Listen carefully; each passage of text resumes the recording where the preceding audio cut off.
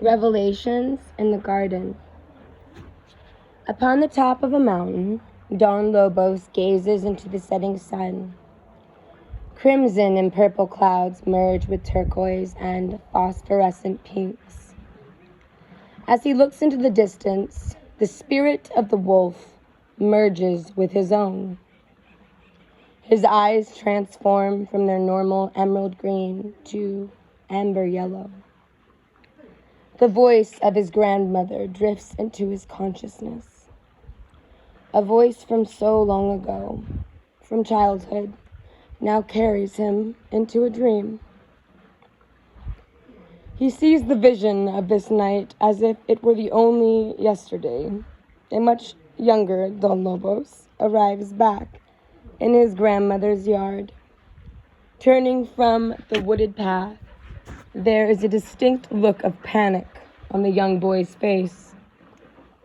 He looks around the garden, panting and out of breath. Then, he turns and scurries once again toward the house in the woods. An owl swoops down out of a nearby tree and startles the young boy, causing him to trip over some tools in the garden that all crash about in a great clatter. "Ouch!" he screams, stumbling to the ground in a heap.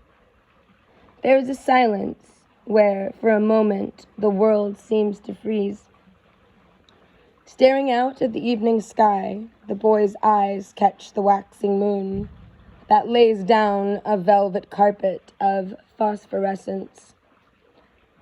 Nearby, the sound of the neighbor's hybrid wolf sends a tingle down his spine and leaves us wondering, is this not a true call from the wild?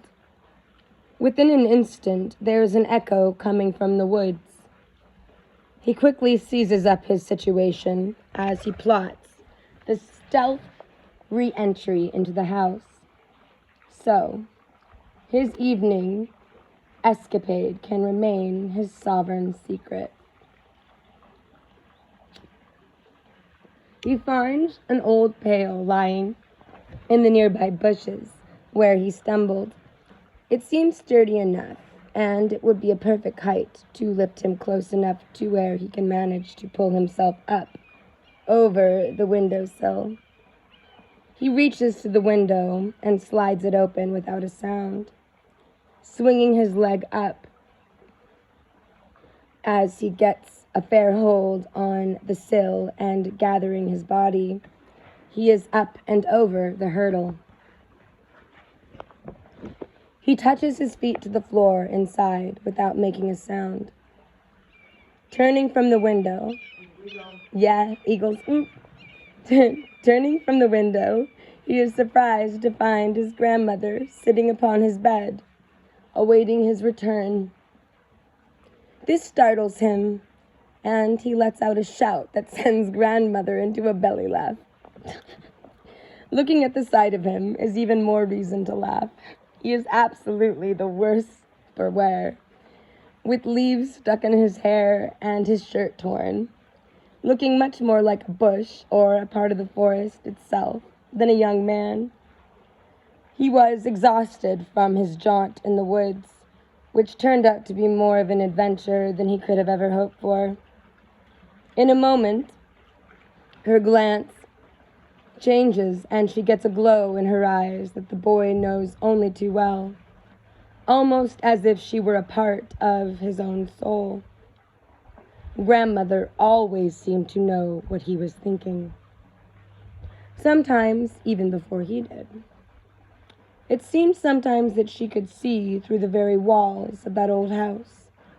This night proved to be no exception. She holds him and looks intently into his eyes. "So, what have we been up to in the middle of the night? What has happened to you?"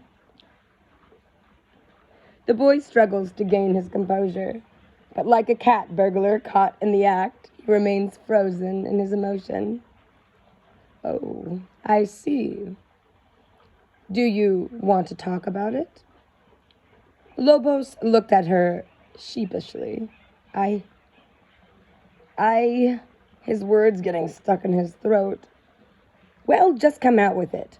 Or do you want me to pull it out of you?" Grandma spoke. She takes a hold of him once again, this time a little lighter, and turns him around to get a full look at the boy. "Grandma," he said, "I saw the wolf." He blurts out, almost surprising himself. "The spirit wolf. You know, the one you were always telling us about." He stammers and gets so excited that he seems to once again trip over his words. Realizing that little Lobos is quite shaken and somewhat altered, she draws him close to her and rocks him in her arms.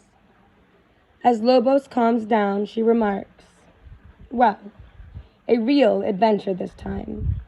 Tell me what happened, and exactly how it happened." The boy sits on the edge of his bed, and grandmother sits down beside him. As little Lobos tells his tale, grandmother begins to drift off to the place beyond his words, the place where she sees the vision of what has really occurred. The boy's tale wanders, and grandmother sits silently and listens intently to the story of the youngster and what he has to share. There is no light except for the moonlight, which streams through the still open window, as the pair sit in silhouette against the blue light of Sister Moon. Grandmother was not a large woman by any means. Actually, she was quite petite. She was still a very pretty woman, and despite her small stature, she possessed a power in her mannerisms that could still the stormiest night if she chose. Rather than take the steps when she walked, she almost floated over the ground like a wind spirit. Her long gray hair cascaded well past her hips. The slightest breeze sent her hair flowing, often giving her the appearance of being a spirit rather than mere flesh and blood. She could be a stern woman, and her stare could make a mountain lion still in its tracks. Looking into her eyes, one could go into the foreverness of her essence. She was a traveler through consciousness as well as time, and knew well the world of spirit. Grandmother had many children, and even more grandchildren, as is the custom with native people. In the true way, there were never any orphans. Some of the children were her own, but most were placed in her care. She was everyone's grandma. She raised the children to be self-sufficient and aware of the sacred. There was a power in understanding the role that sacred played in the dance of life. One could call upon that sacredness, and miracles would occur. They were taught the sacredness of life and all things in Earth Mother's creations, and their relationship to all things in the web of life. Grandmother had seen much in her years, and her wisdom touched everyone who knew her. She had a sense of compassion in her for life, such a love for living that her radiance could fill a room. She rarely ever raised her voice. Just a stare of her steel blue-green eyes was enough to drive the message home. When grandmother was annoyed or would get into the spirit of telling her tales, her eyes would sometimes turn a midnight blue, almost black. It was like looking into the stars in a midnight summer sky. Occasionally, she would lose her temper, and everyone would go running. Even the raccoons and squirrels would take off for the highest branches. Lobos would notice, while watching from a safe distance, that there would be strange sparks of yellow light that would flash from her eyes, and if those eyes turned in your direction, You may as well have been hit by lightning. It was usually little Lobos who caught those glances. It was too often realized by young Lobos that grandmother always expected more from him than the others. It would take many years before he himself would come to understand that this was because she had seen the signs in him at a very early age. It was clear the gift of her lineage flowed through him. Therefore, it was entirely possible that one day these powers might fully awaken within the child. Grandmother would observe young Lobos closely, for one never knew what form the gift of power would take or how it would develop. What incident would draw it to one's life experience? The gift of power develops in its own way, with the essence of the individual soul carrying it. The unfolding of the gift was unique to each individual and developed from the personal choices one made in their life's experience. The gift and the form will take within each individual is as unique as a fingerprint. Sometimes it was slated that an individual would be the deliverer of great miracles. Other times they would develop great healing abilities. Still, at other times, one might become a prophet, a seer, or the divine messenger. Then there was that rare occurrence where the individual became the master. She taught him that often the difference between good and evil was merely a trick of the light. There were no clear difference in the higher realities. Life was a very impressionistic experience, perceived by each of us differently, and its interpretation was usually colored by what people had been conditioned to as they grew up, never really understanding what life was or what they were about. People are too easily caught up in always justifying their own separate realities. That grandmother would point out what was the reality of judgment. Grandmother emphasized always to understand life, we had to look for the divine cause in all things. There were no accidents, and children were like empty canvases for an artist to paint upon. She knew inwardly that unless the principles of divine law were emphasized with the passing of each event in our life experience, one's pathway could easily be long and arduous and needlessly painful. There is a balance of the energies which flow through us that must be learned early on by one possessing the gift. The strange power of empathic realizations and access to the higher octaves of thought can be very difficult to the aspiring initiate. The balance of reality between worlds must be managed to the extent that the young initiate can move back and forth between the octaves and lead a normal existence, as well as the extraordinary existence. If this is not developed, life will often be like, if this is not developed,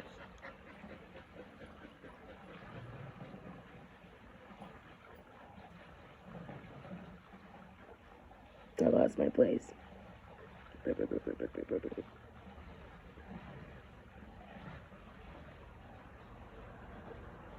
Life will often be like riding an emotional roller coaster without a seatbelt. Wow. Yeah, you heard? I heard. I feel, I resonate. For this power which grows within each and every one of us creates a hypersensing of reality which intensifies all our experiences, reactionary as well as causal. We must develop our ability to open our sensatory capabilities without burning out our inner cellular communication system. If an imbalance occurs, then the outcome is madness, whether manifested in temporal disorders, such as epileptic seizures, or permanent insanity.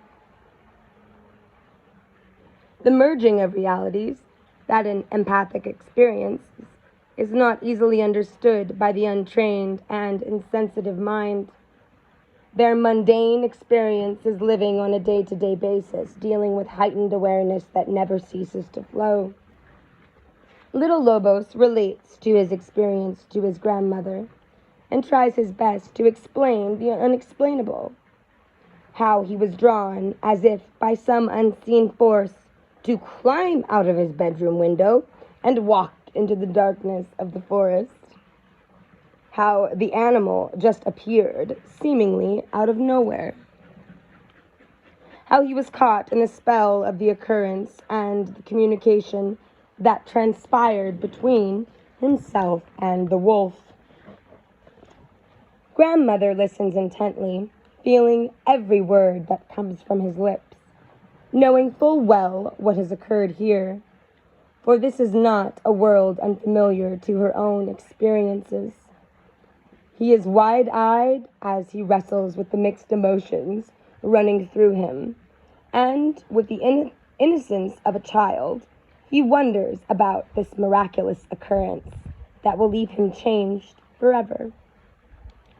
She reaches over and draws him near again, and proceeds to rock him back into balance. Un momento.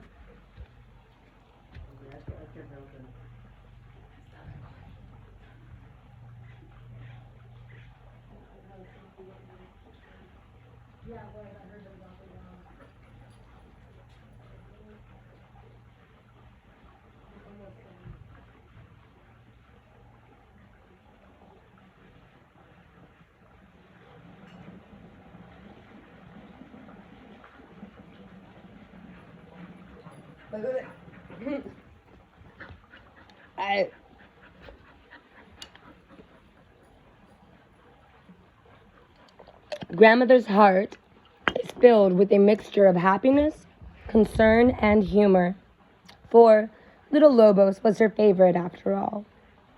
After wiping the dirt from his face, she removes some leaves from his hair.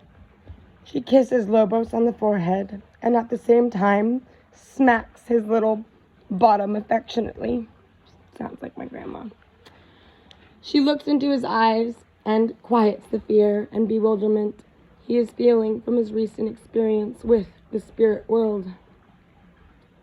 She realizes the child could not help himself, even though grandmother motions young Lobos to bed with a stern look. Inside, she is relieved in her own heart to be able to tuck him safely into his bed.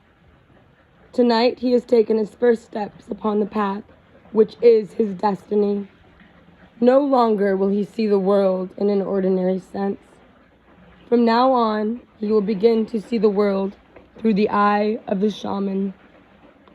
The power which was growing inside young Lobos was an intense force, driving him constantly ever deeper within the inner core of his being. The waves of great mystery know not age, nor gender, nor race or culture.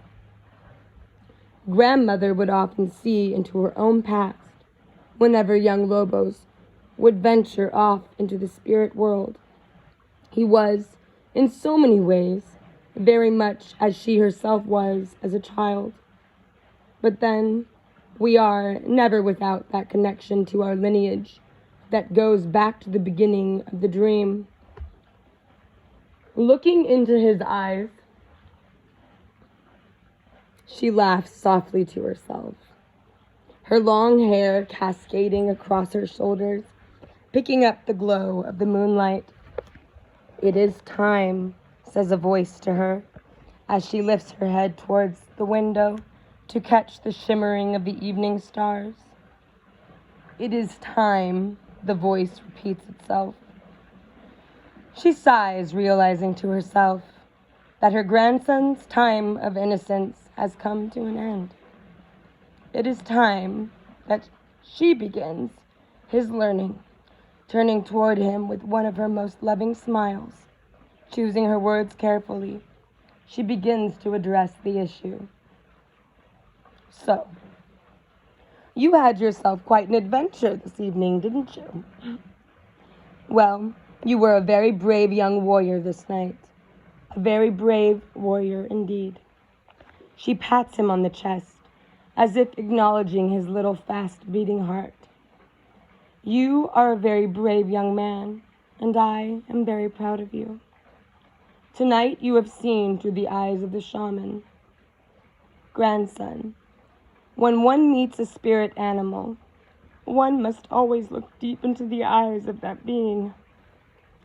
There are those who would believe that the creatures of the forest are soulless, but this is not a truth.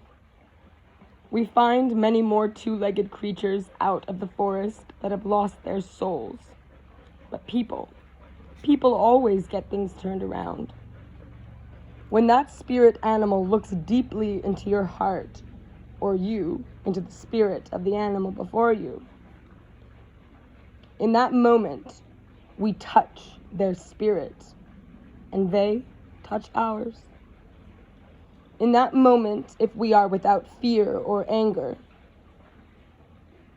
then our kindredness of spirit can communicate, and we return to oneness, the oneness that we all are. We are the masters here, and this is true, but only if we learn to honor each other's beingness. To become a master in the web of life is an arduous journey. It is the unfolding of the fairy tale. Like the bear dream, Lisa? Yeah. Yeah, okay, word. I mean, I'm just having a revelation here.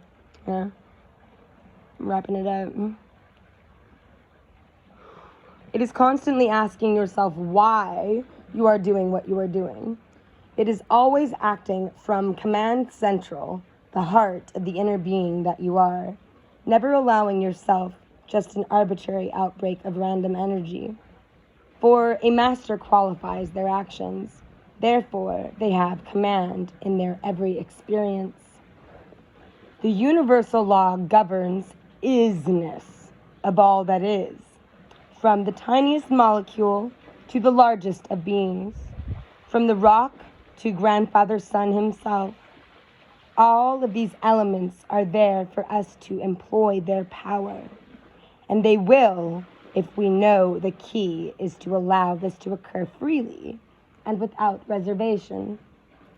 So, becoming the master is learning the art of being a master, not just thinking that we are the master. Being a true master does not mean that we rule through tyranny and imposing our will upon everything. It is much more a matter of getting everyone and everything to cooperate. It has never been a matter of dominance. It has always been a matter of compassion. We must learn to call the energy to us, so it responds to our wishes willingly. We can learn to cooperate with the dream, and the dream will cooperate with us. It is a matter of mutual recognition. And all are players in this great drama. Even the wolf that met you tonight. It is a part of the great dance of life. There are so many things about the Sacred Mother's reality that we will learn if we are open and willing to learn. The world is far more mysterious than most people realize. To most, their lives are a chain of mysterious circumstances and not memorable events. The master walks a very different path than most, for the master's path has purpose. The master always knows where their path is leading and pays attention to even the smallest of details. For instance, the color of the lizard that crosses his path, remembering the sound of the wind in the trees, understanding how to detect the changes in the attitude of the deer, paying attention to the habits of bird in flight, the eagles, noticing the look in everyone's face. One never knows how energy will twist and turn, and the outcome of an event can be altered in a moment. Life remains a mystery and always will. Today, you came face to face with the Alpha Wolf. You were scared, weren't you? Little Lobos made no sound, but yet he could feel his power. He was the master today. He spared your miserable life because he saw you deep into you, and he touched your spirit. He left his mark on you. Now all the creatures of the forest will know that you walk with the wolf spirit. It is a part of you now. It is your path. Grandmother continues. You will never forget this day, grandson, nor will you forget his yellow eyes staring deep into your soul, stirring your hidden emotions and thoughts. You will always remember the power of those eyes as they looked deep into your soul, as they have touched your spirit, and they made you remember every lifetime you have ever had in that one moment. You are so young for this to happen, but there are reasons for things that are not clear to us in the moment. In time, you and I will know why. That is certain. But only spirit dictates when of something. Those yellow eyes like little drops of moon glow. One does not always see the yellow eyes, for that is only to be seen when those beings are showing you their power, their true essence. You have the power to see. This is not a new thing in our family, although it remains a mystery to most of them. For those who have the power are too clever to let it be noticed by accident or by those who would give them away. Spirit and magic are not well accepted in this world anymore. No, not anymore. It was a good thing for you, those eyes. It was a good thing for you that those eyes were not red, for that is the mark of those who are on and of the dark side.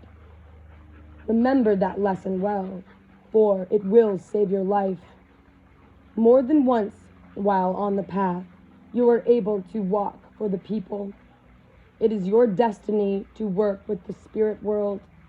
It is your contract from the above world, the world you came from. That is the real world in so many ways. Remember when you were very little and you would tell me stories of what that world was like? Yes, you were much closer to it then. But now you are growing into a big warrior, and those memories can begin to fade, like species with amnesia. You must never lose them.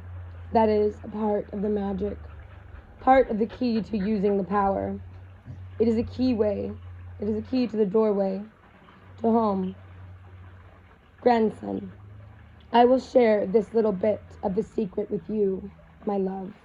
For today, the Alpha Wolf has touched your soul and recognized your power. He knows your spirit and left his watermark there. You are water brothers now, and I have seen the signs I have been hoping for. For now, you are truly the little wolf.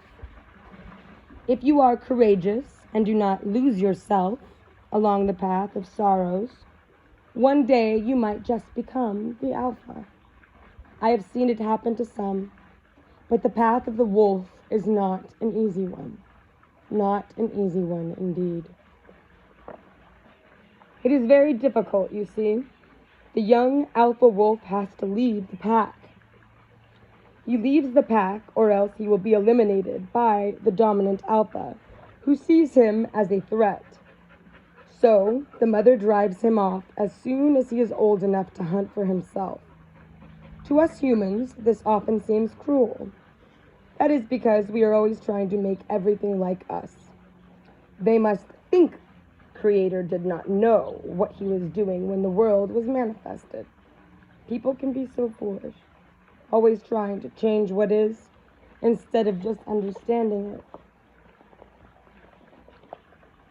It is lonely at first for the young wolf. Then he learns to make the aloneness his ally. My dear young man, you are very impatient. You have gone and jumped the fence before you learned how to climb. Oh, I resonate. But I understand, for once the fire burned in me like that. I too once chased the wind. Now you will have to deal with things sooner than I would have planned. So listen carefully. When you speak to the people, always look into their eyes. Look for the blue corona that surrounds their color. If you do not see this blue corona, then know that they are just ordinary people, mischievous children who play in their games of destruction and confusion. They will always find ways to be lost in a forever game of conflict with their spirit self and each other. For them, balance is not possible, for they drift like leaves before the wind, and they do not hear the voice that speaks within. They, because of this flaw in behavior, are the best good imitators, and have no thoughts of their own. They are the spirit riders, and you have no need to drag them along your pathway. They can only slow you down along your journey, and only distract you from your true purpose. And in the end, they will leave you. They always leave you. Once they realize that they can no longer take any of your energy for their own use, the dissension begins in a relationship. Once there is nothing for them to learn from you, to imitate for their own pathetic little monkey games, they will look for new blood. Some of these ordinary people may be only part spirit, or worse, soulless ones, two-hearted humans. If you see the blue corona in their eyes, then you will know they are of great spirit. If the blue corona is not there, they very well might not be. Now, these soulless ones are very clever. They are great distractors. However, they too have their role in the game of life. Once we can remove good or evil from things, then we can see it for what it truly is. This is a grand school where we learn to master ourselves and to know ourselves through reality we create around us. You, grandson, possess, as I do, that blue corona. The Alpha saw that in your eyes. This evening, he was able to enter through it to touch your soul so you would remember. He knew you would be worth waking up. Now you and he are kin. That is forever. But I warn you, grandson, walk always in your integrity and honor. Walk in the sacred, or you will come to know the other side of that power very quickly. For the wolf can be a harsh teacher. If your intent should waver from the sacred, even I could not help you. You will always be different than most people, grandson. Yet you are just the same as other children. You have the same needs to be liked, to play, to interact, and to exchange energy with other humans. You have the need to be held, and you have to give your love to someone and know that it is received. This, after all, is what we humans are about. Loving, playing, and interacting. We need each other to feel each other. We are also for that purpose, the eyes, ears, feet, voice, and heart of Creator. Always. Grandmother paused for a moment and stared off, seeming almost for the moment as if she were listening to someone else in the room. Then her eyes returned to little Lobos from the great void. Grandson, know that you will not walk the same path as many of your friends, and oftentimes what works for them will not work for you. But that is okay. The eagle is a solitary bird and is not afraid of its loneliness. nor does it think itself less because it seldom seeks the company of others. You will always feel things more intensely, and you will always be slightly out of sync with the crowd. I am not certain if it will be easier than normal or harder for you. We will have to wait and see. For now you have the mark of spirit upon you. You must learn many things now, and you must learn them quickly. The wolf has touched your soul, and now you have the mark of the wolf upon you. All creatures in the forest will know that you are under his protection and guidance, and they will see in your eyes what they see in his. For now you too have the yellow eyes. But I have rambled on far too long for your little mind. Come, you are tired and should get some sleep. It is very late. She slaps him softly on his leg, realizing that he was, at times, half asleep. I do not have all night to waste taking care of foolish boys who go on wandering into the forest late at night thinking they can fool their grandma. She slaps him softly on his leg, realizing, oh, I repeated that. She reassures him, I love grandmas when they're slapping. My grandma used to slap me kindly most of the time. She reassures him softly by meeting his intentful, bigger than usual eyes, which, although half closed, never lose sight of her every movement. She notices for an instant that his emerald eyes flash with golden yellow.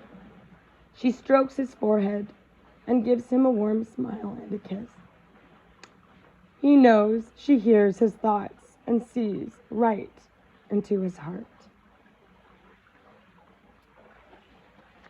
Oh. And that is Revelations in the Garden. Oh.